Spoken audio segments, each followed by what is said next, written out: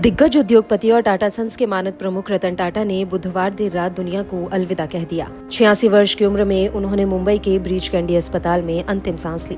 रतन टाटा एक बड़े उद्योगपति होने के साथ साथ समाजसेवी और परोपकारी व्यक्तित्व वाले व्यक्ति थे। उन्होंने अपने जीवन में कई ऐसे ऐतिहासिक काम किए जिसकी वजह से दुनिया उन्हें हमेशा याद रखेगी।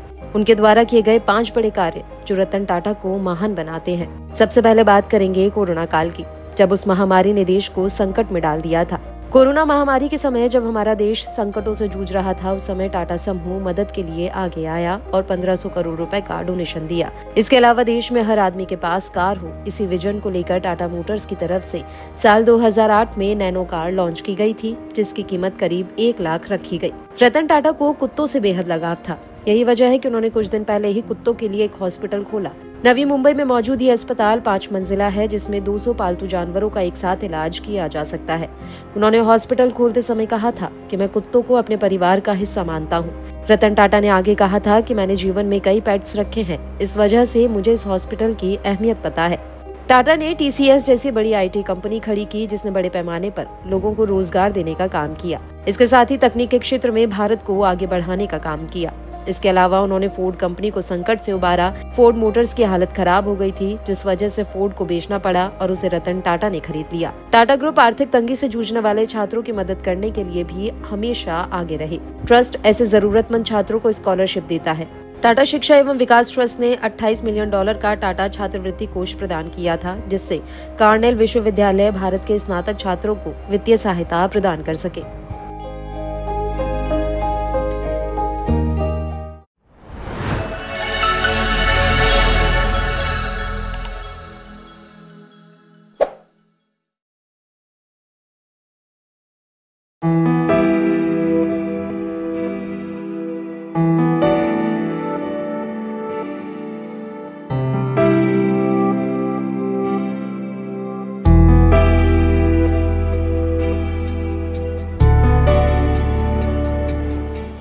देश के मशहूर उद्योगपति और टाटा ग्रुप के पूर्व मालिक सर रतन टाटा अब हमारे बीच नहीं रहे।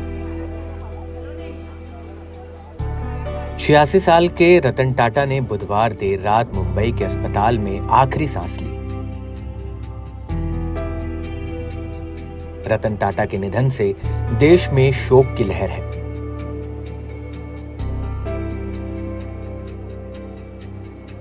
उनकी सादगी और देश प्रेम की कहानियां तो बच्चे बच्चे की जुबान पर है। नई पीढ़ी के लोगों के लिए सर रतन टाटा एक आदर्श है।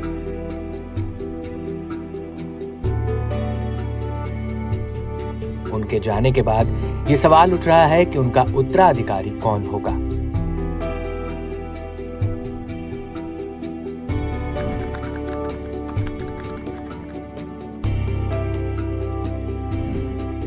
रतन टाटा की गिनती सबसे सफल बिजनेसमैन की लिस्ट में की जाती है।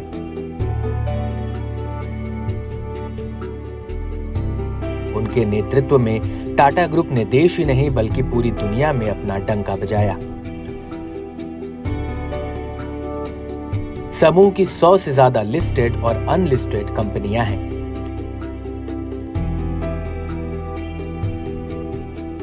जिसका कुल कारोबार करीब $300 अरब का है।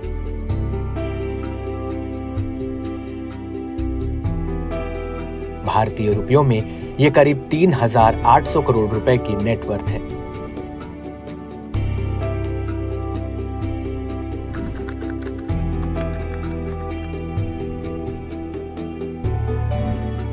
रतन टाटा अपनी दरिया दिली के लिए जाने जाते थे।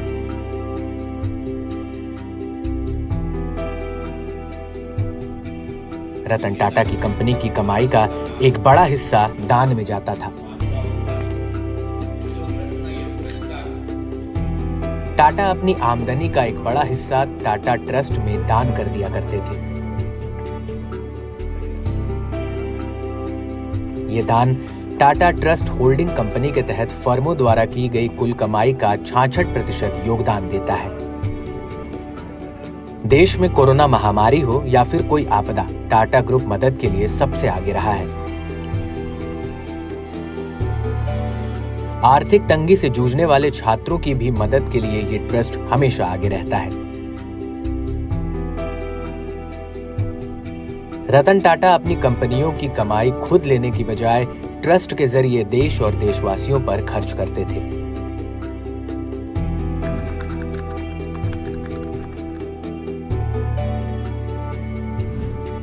टाटा समूह की मार्केट कैप बहुत बड़ी है।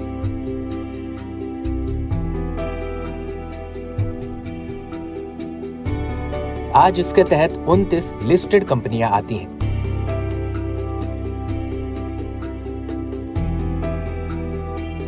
लिस्टेड कंपनियां जो कि शेयर बाजार में सूचीबद्ध हो चुकी हैं।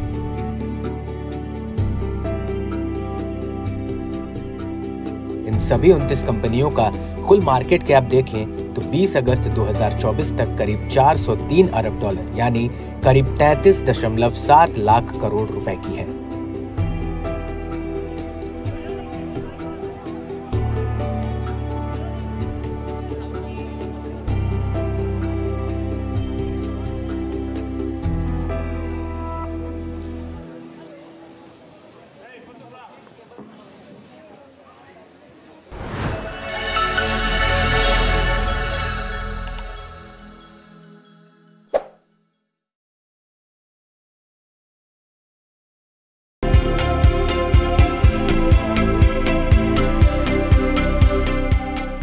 टाटा समूह भारत की सबसे बड़ी उत्पादन कंपनी है। इसकी स्थापना 1868 में भारत के उद्योग जगत के जनक जमशेदजी टाटा ने की थी।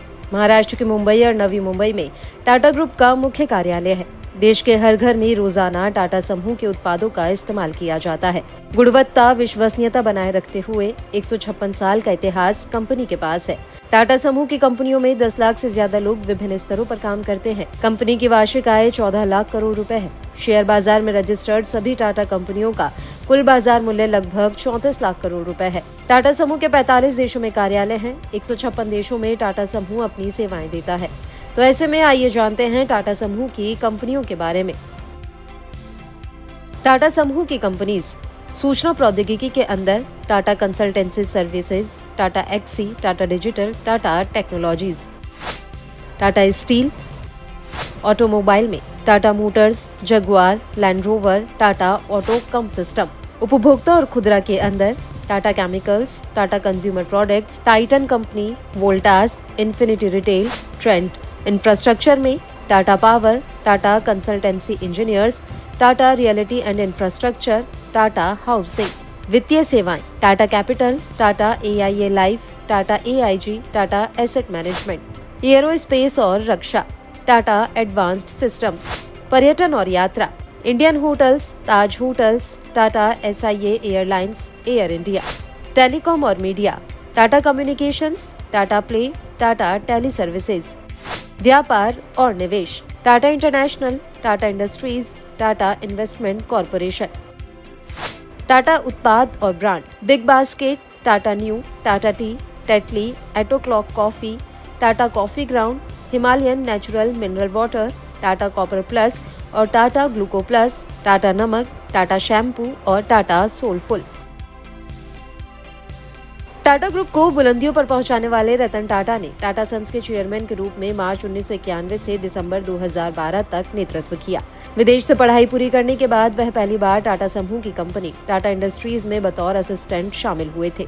इसके बाद उन्होंने कुछ महीनों तक जमशेदपुर में टाटा के प्लांट में ट्रेनिंग ली। ट्रेनिंग पूरी करने के साथ ही उन्होंने अपनी जिम्मेदारियों को संभालना शुरू कर दिया था।